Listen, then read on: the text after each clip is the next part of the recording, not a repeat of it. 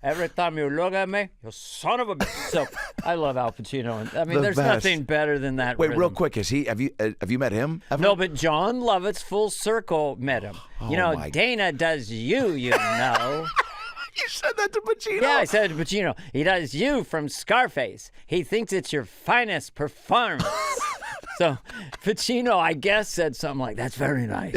Tell Dana, I like it. Now, if you don't mind, get the fuck out of my face. Who the fuck Taking are a you? shit. Who let you in this stall? Yeah.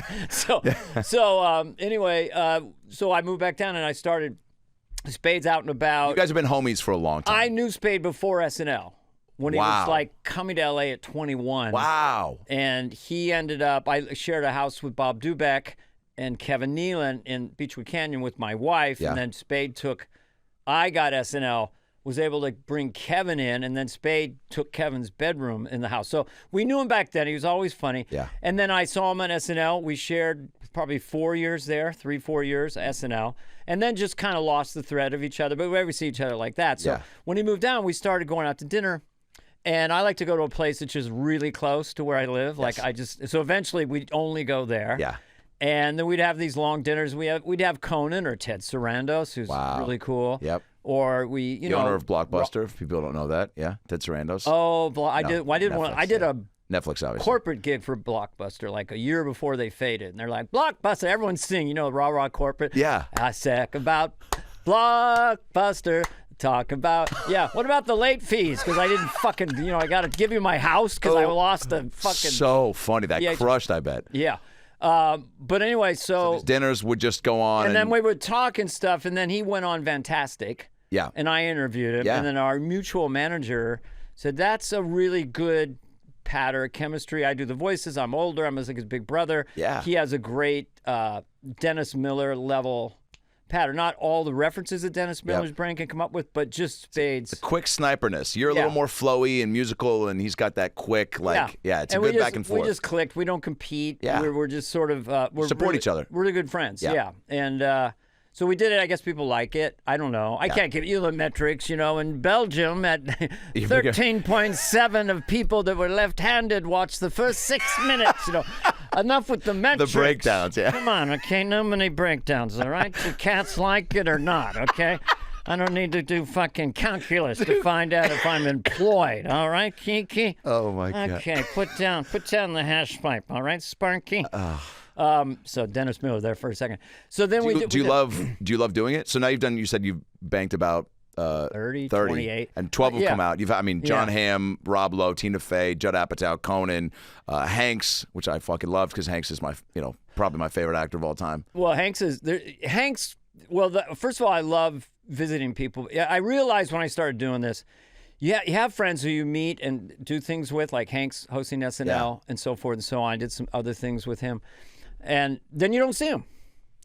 We're not all living in Beverly Hills like Lucy Ball. Hello, Bob Hope. How are you, Humphrey Bogart? We're on Hollywood Street. Yeah, we're scattered. So you don't see people. So now I go on the Zoom, and then I get to see Tina Fey for an hour and talk to her, or Ben Stiller. So cool. And then when I see them again later somewhere, it'll just be that connection. To John Hamm was great. But the thing about Tom Hanks was he was early on, and I knew it was an SNL theme. Yeah. But he was a host. I'm also very interested in other things. Yeah. I'm very interested in putting the person as a little kid. So I like to ask him, Tom, when you're growing up, what were the movies that floated your boat? Then he levitated out of the chair. Planet of the Apes. I said, Jason the Argonauts. Jason the Argonauts! I mean, he couldn't even, and it was so fun. And finally I said, Slinky or Silly, or no. What's the ball you...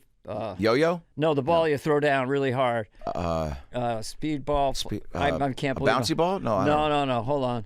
Super Ball. Yeah. Or... Oh, yeah, that's right. Or Slinky. Right. And he goes, Super Ball, of course, Of course, you'd lose it once you're within it. You're going 3 yards later. Slinky, get all twisted up. I mean, so that was really fun. Great question, yeah. Great. Because they light up, because when you're researching, you look at some of their other podcasts.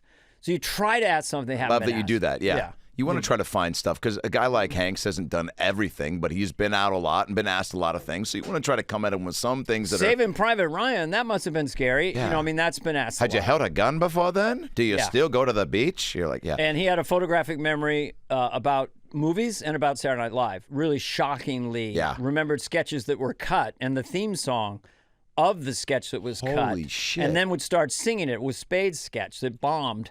And they both started singing the theme song. So anyway, he's a freak. But all of them have been great. John Hamm was so much fun and interesting. I'm still laughing at how fun that was. Hey guys, Adam Ray here for the About Last Night podcast. Hope you enjoyed that little ALN highlight, that little freebie tidbit. If you want to see more highlights, clips, animations, and episodes, click right there. Click right there and get all the free ALN goodies your heart can muster. And of course, subscribe to the show by clicking the ALN logo right there. Do that. It's easy. See you next time. Peace.